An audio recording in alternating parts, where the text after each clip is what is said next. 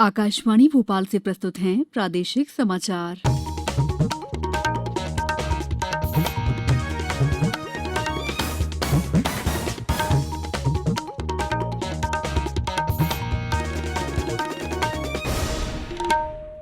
नमस्कार, समाचारों के साथ मैं दीपा सिंह। पहले मुख्य समाचार। प्रधानमंत्री नरेंद्र मोदी ने कहा, नई शिक्षा नीति से अनुसंधान और नवाचार को मिली मजबूती। केंद्र सरकार ने बिजली से चलने वाले वाहनों और खाना पकाने के उपकरणों को प्रोत्साहन देने के लिए शुरू किया गो इलेक्ट्रिक अभियान। खजुराहो नृत्य समारोह 20 से 26 फरवरी तक कई जाने माने कलाकार करेंगे कला का प्रदर्शन। और नर्मदा जयंती के अवसर पर प्रदेश भर में हुए अनेक आयोजन। अब समाचार विस्तार से। प्रधानमंत्री नरेंद्र मोदी ने कहा है कि नई शिक्षा नीति आत्मनिर्भर भारत की दिशा में बड़ा कदम है और इससे अनुसंधान और नवाचार को मजबूती मिली है। आज वर्चुअल माध्यम से पश्चिम बंगाल में विश्व भारती के दीक्षांत समारोह में श्री मोदी ने कहा कि दुनिया भर में आतंक और हिंसा फैला रहे लोगों में से कई अत्यधिक शिक्षित और अत्यधिक कुशल हैं। दूसरी ओर ऐसे लोग भी हैं जो कोविड-19 महामारी से लोगों को बचाने के लिए जान जोखिम में डाल रहे हैं और अस्पतालों और प्रयोगशालाओं में डटे हैं। श्री मोदी ने कहा कि ये कोई विचारधारा नहीं बल्कि नजरिए की बात है। प्रधानमंत्री ने कहा कि ये फैसला हमें करना है कि हमें समस्या पैदा करने वालों का साथ देना है या समाधान तलाशने वालों के साथ खड़ा होना है। केंद्र सरकार ने आज बिजली से चलने वाले वाहनों और खाना पकाने के उपकरणों को प्रोत्साहन देने के लिए गो इलेक्ट्रिक अभियान शुरू किया। इसका उद्देश्य देश में ऊर्जा सुनिश्चित करना है। सड़क परिवहन और राजमार्ग मंत्री नितिन गडकरी ने इस अवसर पर कहा कि गो इलेक्ट्रिक भारत का भविष्य है जो कम लागत वाले पर्यावरण अनुकूल और स्वदेशी बिजली उत्पादों को प्रोत्साहन देगा। उन्होंने कहा कि भारत अगले 5 सालों में बिजली से चलने वाले वाहनों के विनिर्माण के मामले में विश्व में सबसे आगे निकल जाएगा। विक्रम विश्वविद्यालय के 24वें दीक्षांत समारोह का आयोजन कल अपराह्न 3 बजे विश्वविद्यालय के स्वर्ण जयंती सभागार में होगा। समारोह की अध्यक्षता कुलाधिपति और राज्यपाल आनंदीबेन पटेल करेंगी। कुलपति प्रोफेसर अखिलेश कुमार पांडे ने बताया है कि इस अवसर पर अतिथियों द्वारा 5 करोड़ रुपए के लागत से बने परीक्षा और गोपनीय भवन का लोकार्पण किया जाएगा।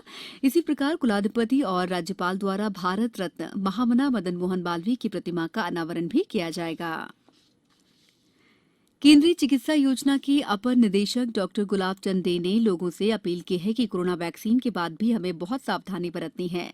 उन्होंने कहा है कि हम सभी को कोविड-19 के खिलाफ जारी गाइडलाइन का गंभीरता के साथ पालन करना है।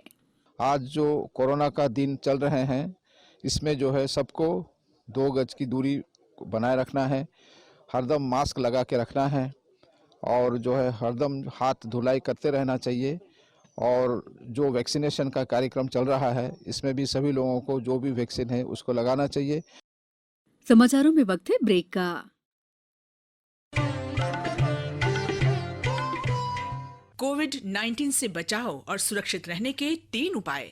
मास्क लगाएं, 2 गज दूरी है जरूरी, सुरक्षित दूरी रखें, हाथ और मुंह साफ रखें। ब्रेक के बाद समाचारों में आपका एक बार फिर स्वागत है।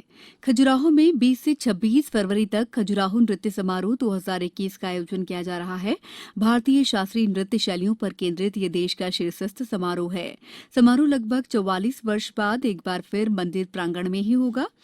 इस 47वें नृत्य समारोह में देश और दुनिया के नामी कलाकार अपनी नृत्य प्रस्तुतियां देंगे। खजुराहो नृत्य समारोह की शुरुआत 1975 में हुई थी।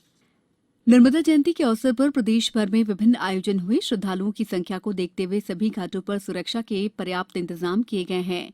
जबलपुर के ग्वारी घाट, तिलवारा घाट और भेड़ा घाट में बड़ी संख्या में श्रद्धालु पहुंच रहे हैं। वहीं शहर में मां नर्मदा की 55 प्रतिमाएं स्थापित की गईं। मंडला जिले में धूमधाम से नर्मदा महोत्सव मनाया जा रहा है। देवास जिले में नेमावर, धाराजी, खातेगांव और शिप्रा में विभिन्न कार्यक्रम जारी हैं। उज्जैन के महाकाल मंदिर के कोटि तीर्थ पर 1100 दीपों से सजावट करके महाआरती की गई। डिंडौरी में नर्मदा जयंती धूमधाम से मनाई गई। दिन भर ढोल बाजे के साथ शोभा यात्रा का दौर चला। छिंदवाड़ा जिले में दादाजी धूनीवाले मंदिर, संतोषी माता मंदिर सहित सभी मंदिरों और धार्मिक स्थलों पर सुबह से ही भजन पूजन सहित विभिन्न धार्मिक अनुष्ठान हुए। आत्मनिर्भर भारत के अंतर्गत देश में पहला खिलौना मेला 27 फरवरी से 2 मार्च तक वर्चुअल माध्यम से आयोजित किया जाएगा। इसका उद्देश्य खिलौना निर्माण को बढ़ावा देना और वैश्विक बाजार में हिस्सेदारी को बढ़ाना है। इंदौर के कलाकार कैलाश चंद जायसवाल ने बताया कि ये खिलौना सेक्टर को आगे बढ़ाने के लिए बेहतर प्रयास है। मैं शरीफ खान इंदौर में निवास करता हूँ। मैं नेशनल अवार्डी हूँ और चमड़े के खिलौने बनाता हूँ। ये हमारा पुश्तैनी काम है और ये हमने हमारे दादा और हमारे वालिद साहब से सीखा है और ये हम पूरा परिवार इस काम को करते हैं और पिछले आज़ादी के पूर्व से इस काम को करते आ रहे हैं। पहले हमारे दादा करते थे, फिर मेरे पिता, फिर उसके बाद मैं कर रहा हूँ और आज हमारे बच्चे भी इसको अंजाम दे रहे हैं। स्वास्थ्य मंत्री डॉक्टर हर्षवर्धन ने आज इंद्रधनुष मिशन 3.0 के तहत टीकाकरण कार्यक्रम का शुभारंभ किया। ये कार्यक्रम 22 फरवरी से शुरू होगा और 15 दिन तक चलेगा। अब कुछ समाचार संक्षेप में। रक्षा अनुसंधान और विकास संगठन द्वारा डिजाइन और विकसित की गई सेना के लिए हेलिना और वायुसेना के लिए ध्रुवास्त्रा मिसाइल प्रणाली का संयुक्त उपयोग परीक्षण किया गया। देवास में क्षत्रिय मराठा समाज द्वारा 3 दिवसीय छत्रपति शिवाजी महाराज जयंती का आयोजन किया जा रहा है। राजगढ़ के कुमावर में जल प्रदाय योजना का कार्य प्रगति पर है। रबी विपणन वर्ष 2021-22 में समर्थन मूल्य पर गेहूं उपार्जन के लिए किसान अब 25 फरवरी तक ई उपार्जन पोर्टल पर पंजीयन करा सकेंगे। रायसेन कलेक्टर ने होलिका दहन में गौकाष्ठ का उपयोग करने की अपील की है। गुना कलेक्टर ने उत्थान कार्यक्रम की समीक्षा के दौरान शासन की योजनाओं का लाभ पिछड़े और गरीबों तक पहुंचाने के निर्देश दिए। अंत में मुख्य समाचार एक बार फिर। प्रधानमंत्री नरेंद्र मोदी ने कहा, नई शिक्षा नीति से अनुसंधान और नवाचार को मिली मजबूती। केंद्र सरकार ने बिजली से चलने वाले वाहनों और खाना पकाने के उपकरणों को प्रोत्साहन देने के लिए शुरू किया गो इलेक्ट्रिक अभियान। खजुराहो नृत्य समारोह 20 से 26 फरवरी तक कई जाने माने कलाकार देंगे अपनी प्रस्तुतियां। और नर्मदा जयंती के अवसर पर प्रदेश भर में हुए अनेक आयोजन। बुलेटिन के अंत में आप सभी से एक अपील, मास्क और 2 गज की दूरी, हाथ धोना भी है जरूरी। नमस्कार।